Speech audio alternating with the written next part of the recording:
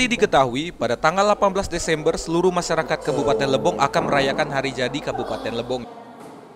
Namun berbeda dengan HUT Lebong sebelumnya, pasalnya di tengah pandemi seluruh kegiatan yang mengundang keramaian sebelumnya telah ditiadakan.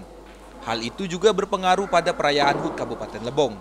HUT Lebong merupakan acara yang dinantikan oleh seluruh masyarakat Kabupaten Lebong, lantaran guna menyemarakkan berbagai macam kegiatan yang diadakan oleh pemerintah Kabupaten Lebong, seperti pesta rakyat, hiburan, dan lain-lain.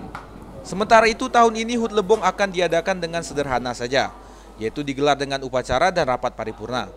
Bahkan tamu undangan pun terbatas. Agenda HUT Lebong dimulai dari pagi Jumat dengan menggelar upacara HUT Lebong yang bertepatan di Pemkap Lebong, kemudian dilanjutkan setelah sholat Jumat pada pukul 14 waktu Indonesia bagian Barat, acara rapat paripurna yang diadakan di Sekretariat DPRD Lebong. Khusus untuk Kepala OPD, terus para tokoh-tokoh presidium, terus pejabat dari provinsi, kami undang juga, terus kami undang juga dari Dewan Provinsi, termasuk tokoh-tokoh masyarakat ini, tapi dibatasi untuk pesertanya.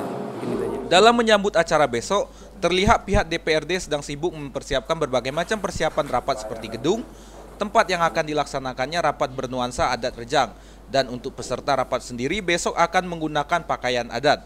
Dari Tubei, Dimas Kintan, Lebong TV melaporkan.